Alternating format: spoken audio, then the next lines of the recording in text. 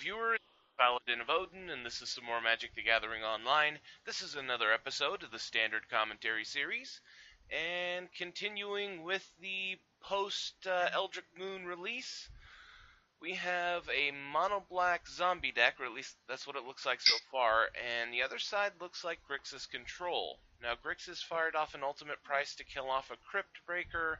Zombies responded by discarding the new, fairly powerful card, Haunted Dead, to get himself a zombie in response. Grixis throws out a Transgress the Mind, which gets rid of Elder Deep Fiend, which is also a very powerful card. So now we're confirmed he's running blue-black zombies. And it also explains why he's running Sanctum of Ugin. Now, Zombies has an Island, Ultimate Price, Swamp, and Stitchwing Scob left. So, at the moment, I want to say things are in Grixis' favor, since, Zombie's hand really isn't that great.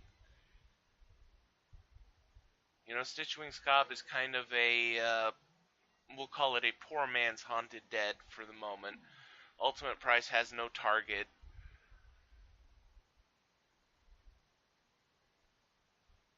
And Grixis is a very powerful triad of colors.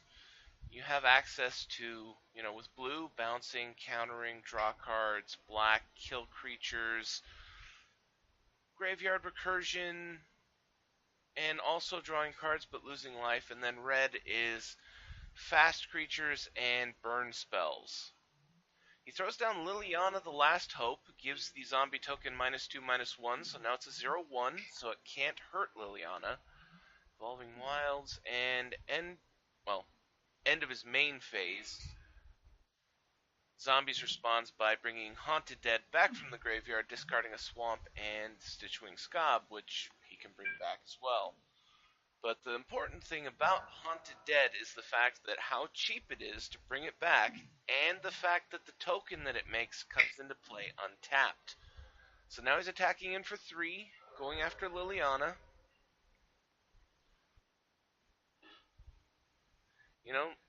It can become a steep price, 2 mana and discard 2 cards, but typically the decks that are running this card don't actually have a problem with that very often. It takes quite a while for them to burn out on cards so that they can't use Haunted Dead.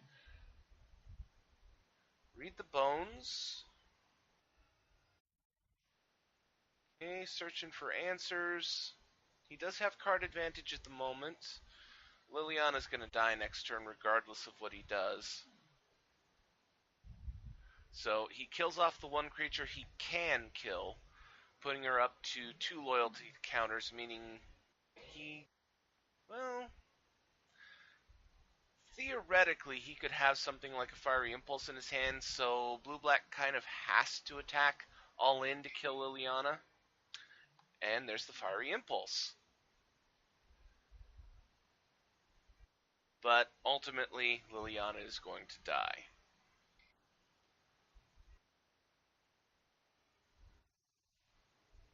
Also, it was a smart play using the Fiery Impulse on the zombie token, since the token can't come back. Whereas you kill Haunted Dead and all you're doing is kind of fueling his engine, because then he just goes, oh, I'll bring it back, discard cards, get her and the spirit token, possibly discard things that he wants in his graveyard, like Prized Amalgam. Grixis throws out Jace Rin's Prodigy. Crypt Breaker on the other side. All he needs is one more zombie and he can start drawing more cards. And he's attacking in with the Haunted Dead. Grixis isn't going to block. Though, if it were a turn later, he could block with Jace and then activate him in response. Ooh, ultimate price to kill Jace. No response from Grixis, who is fast losing whatever momentum I thought he had. They're both at 3 cards in hand now, and things are actually looking pretty bad for Grixis. Okay, Kalidas. That's a really good card against pretty much all of the zombie deck's creatures that don't have flying. Typically, they have toughness of 3 or less and don't really have a power that high. Ooh, Fleshback Marauder. And more importantly, if he feels like it, he can tap him right now and use Cryptbreaker's ability, but he chooses not to. But Kalidas being in play means that the Fleshback Marauder gets exiled and he gets a 2/2 out of it.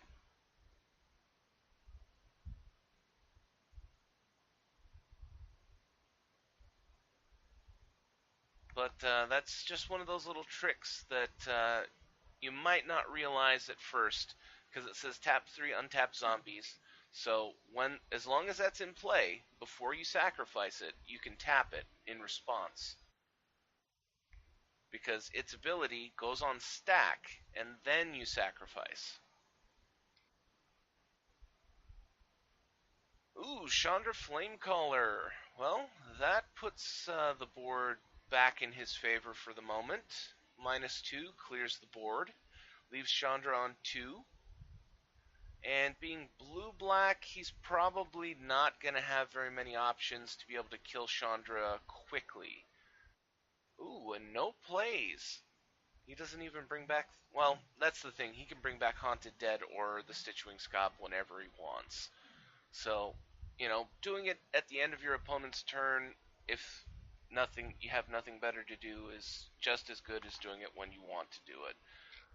Though doing it at the end of Grixis' turn avoids Chandra. Goblin Dark Dwellers. I'm gonna say read the bones. Because honestly, it's the only thing that he could play. Well, he could play Transgress the Mind, but he's really low on cards now. Oh, he is going for Transgress the Mind. Also a valid choice. I mean, his opponent is on 4 cards. And this way, you can possibly get rid of a card, and you know what what he has. The fact that Zombies is stuck on 3 mana, gets rid of another Haunted Dead, leaves him on Elder Deep Fiend, Advanced Stitchwing, and Grasp of Darkness. So just Mana Screw is keeping this hand the way it is. He's got nothing to sacrifice to make the Emerge cost on Elder Deep Fiend. Advanced Stitchwing, I think, is 4 mana? And then Grasp of Darkness needs another black mana. So, end of turn, he's bringing back the Stitchwing Scob. I don't know why. It's 5 mana, 2 blue and 3 colorless. Honestly, I would have brought back the Haunted Dead because of the extra creature. But he's attacking... that's why. The flying gets over the Goblin Dark Dweller so that he can kill Chandra. Now he's up to 4 mana. Stitchwing Scob is a 4-drop, and the Emerge cost on the Eldrazi... what was that guy called? The Elder Deep Fiend, excuse me. The Emerge cost on that is 2 blue and 5 colorless, if memory serves, so he could play it with the sacrificing the Stitchwing Scob. And he does. And that's the thing about this card, is it has flash, so it's very versatile, provided you have the card to discard to it. Because, an 8 colorless mana for a 5/6 flash that taps things isn't really that bad, but, it's very slow compared to most things. The ability to cast it for 4 mana is absurd, and in this situation is perfect because he can get this guy down, and you saw what he did. He chose to tap the creature that he couldn't block and land, meaning that unless Grixis gets something to play, he's not going to be able to play much. Ooh, Ruinous Path in hand.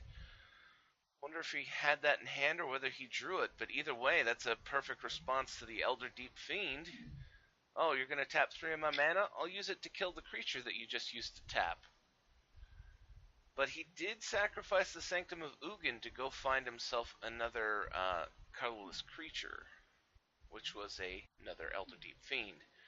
Now, I don't know if they run any other colorless creatures, but, for their deck, Elder Deep Fiend is really good. Collective Brutality.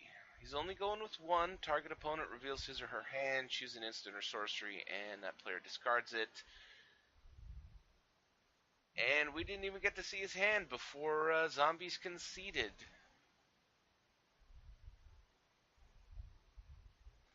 Now, let me check something really quick.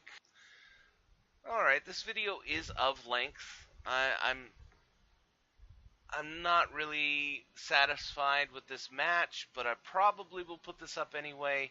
You know, it was just unfortunate that zombies missed, even one land drop because, as you saw, he was still doing quite well, even though he was, he couldn't play Grasp of Darkness because he didn't have 2 black, and he was missing just 1 mana for like 1 turn too much to be able to fire things off like Elder Deep Fiend or the Advanced Stitchwing. Well, Advanced Stitchwing, he would have needed more mana, but you get what I'm talking about. He wasn't too far off the pace, but against a control deck like Grixis, where they have so many options to kill your creatures, counter your creatures, bounce your creatures, if you're mana screwed, you're just falling farther and farther and farther behind every time they do something and every time you miss a land drop. So, you know, it's just the way the shuffler works sometimes. It's not because the zombie deck is a bad deck. It's not because the Grixis deck is a good deck. It's just you guys know what I'm talking about. Anyway, I've rambled on for far, far too long. This was Blue-Black Zombies versus Grixis Control, and if you liked what you saw, hit that like and subscribe button for me, and I'll see you in the next video.